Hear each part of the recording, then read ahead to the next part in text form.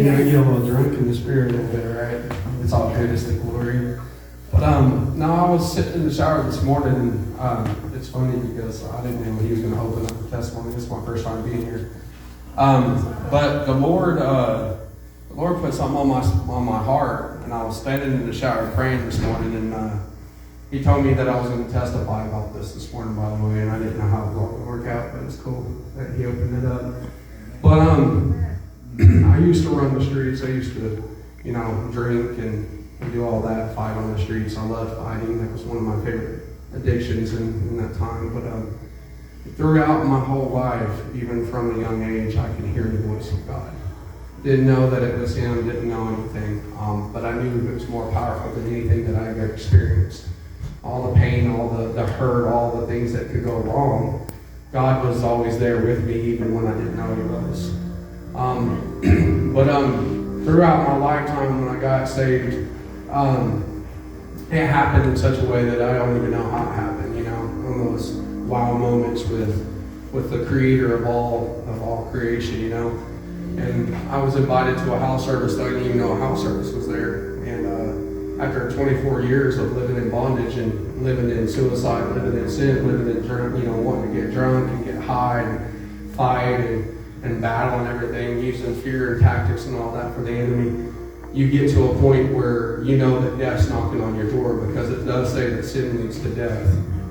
And, we're not here to testify about the sin in our lives. We're here to testify about what God did for us in our sin. And so my testimony in that is that I was radically changed by God's presence. I walked into that house service knowing nothing about God, but knowing that if I didn't give Him a chance to work in my life, that I would be dead. And I remember a 2-minute phone call changed my life. I go in, and they're like, hey, I need change. And they're like, we know, that's why we're inviting you. So 24 years in this bondage that I lived in, and chains and snared in things that were beyond what I could even, cope with or imagine. I walked through the door into this house service, and I don't remember walking out. And God spoke to me this morning, and He said He wanted me to share it to you like this. He said, I walked into the room, and He flipped on the light. And He flipped off the light to darkness in my life. And everything changed from there on out. That's how instant, that's how radical it was. I don't remember getting prayed for.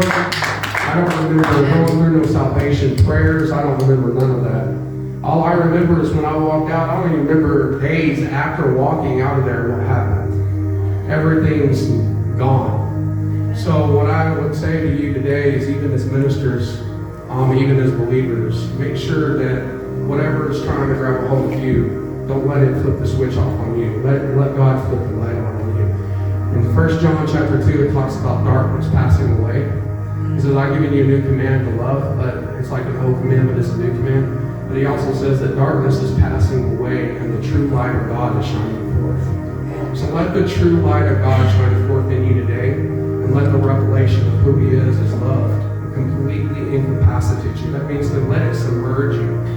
Know God's love before you leave here, even in a new way.